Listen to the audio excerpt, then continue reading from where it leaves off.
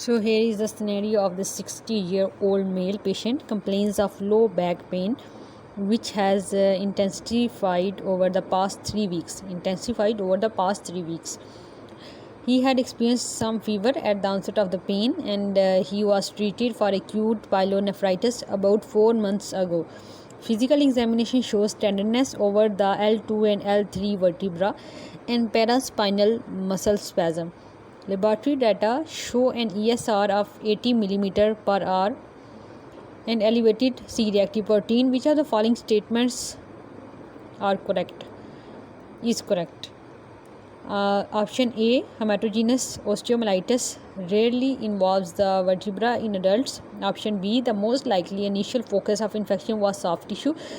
Option C, blood cultures will be positive in most patients with this process. Option D, an MRI scan is both sensitive and specific in defining the process.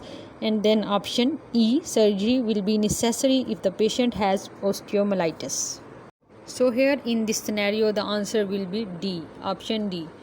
The presentation strongly suggests vertebral osteomyelitis. MRI is sensitive and specific for the diagnosis of vertebral osteomyelitis. So remember, MRI is specific and sensitive for the vertebral osteomyelitis and is a diagnostic procedure of the choice.